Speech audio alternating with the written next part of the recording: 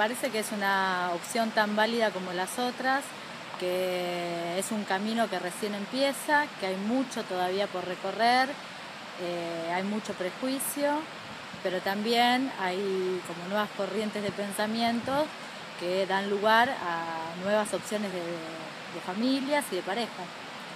¿Pensás que a partir de la ley hay más libertad? Sí, hay más libertad consensuada, pero igual todavía falta. ¿Ves cambios en la sociedad? Sí, la sociedad tiene está como más abierta de pensamiento, pero igual hay mucho prejuicio todavía. Pero que exista la ley ayuda mucho. ¿Ves cambios en las familias argentinas? Sí, habría que ver desde qué época, pero sí, ahora hay muchas familias con ensamble, donde se juntan por ahí madres con hijos, padres con hijos de otras familias anteriores y se ensamblan y funcionan de manera perfecta. Hay como más, digamos, ganas de que haya más escucha y más diálogo, pero se ve poco igual, debería haber más. ¿Sigue habiendo discriminación? Sí, la discriminación lamentablemente es una parte estructural de la sociedad. Y siempre la discriminación tiene que ver con una falta de conocimiento. Uno discrimina por no saber, porque tiene prejuicio de algo que desconoce.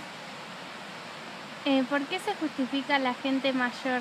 Y porque, bueno, el anciano tiene dos formas de verlo, como un gran cúmulo de sabiduría por todo lo que ya vivió, o como una persona que está fuera del sistema moderno.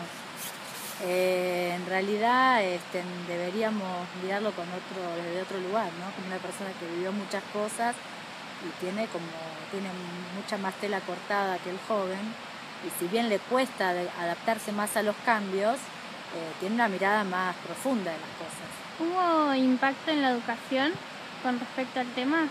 Sí, porque ahora en las escuelas hay más educación sexual, las leyes también muchas veces se llevan a las escuelas, las leyes nuevas. Sí. Por eso yo, digamos, estoy de acuerdo con el tema de la ley, porque tanto el psiquismo como la sexualidad es algo a construir. Y son funciones, la función materna o paterna no es el padre y la madre, son funciones. Entonces, al ser funciones, de padres homosexuales pueden salir hijos heterosexuales. Y de padres heterosexuales, hijos homosexuales, porque son funciones.